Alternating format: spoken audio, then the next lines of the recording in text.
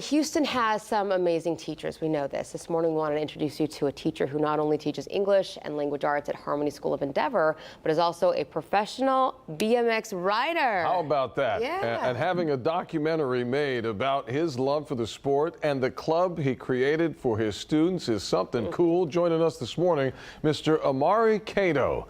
Thanks so much, Mr. Cato, for waking up with us. Appreciate it.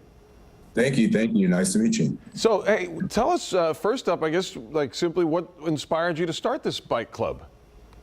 Well, I am part of a sport that needs new talent.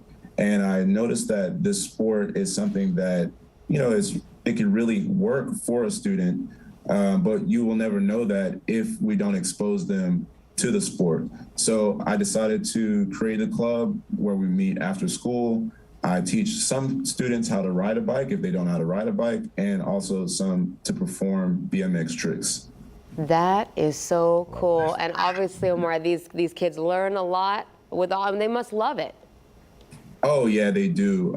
There's just certain things that just really fit our demographic of students. Gives them a way to not only be athletic, but also express themselves in an artistic way, because BMX has both athleticism and art combined in it. Absolutely. Oh, my goodness. It's just incredible to watch. Yeah.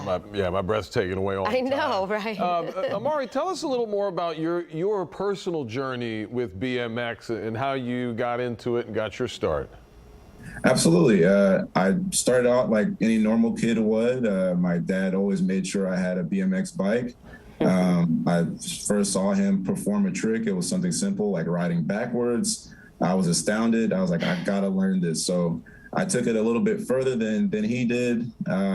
Ended up competing nationally, and then later on competing internationally in countries such as China, Canada, and Mexico. Wow. And what is the fascination on par with Americans as far as BMX competing goes abroad? Did you feel that same amount of love? Oh, absolutely. I've always been treated well at contests internationally. People love the sport worldwide. Yeah. I just wanted to be able to develop the talent pool here stateside. Tell us a little bit more about this documentary and what all kind of went into telling that story. Absolutely. So it's a story about my career in both education and cycling, and it circles around me reaching out to the community, working after school with not only BMX Club, but I also run a summer camp at a community center in which I also do the same thing, teach bike mechanics, teach BMX. I've also taught track cycling in the past with collaboration with Alkek Velodrome. So just cycling has just been a passion of mine. The documentary just focuses on my passion, follows me in the classroom as well. And one of the biggest treats that it will have when people see it is that I do end up having my students compete alongside with me in League City.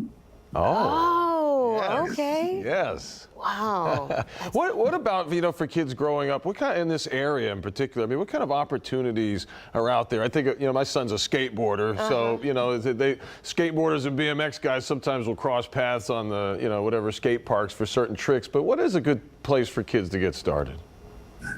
So you can get started at several parks. Monster, or I think that's Rockstar Energy or Monster Energy Park was recently opened on the north side of Houston. But the particular form of BMX that I perform is called Flatland BMX. It doesn't require any obstacles as long as you have a closed flat space, parking lot or basketball court. You can perform the tricks there without any jumps or ramps or anything like that.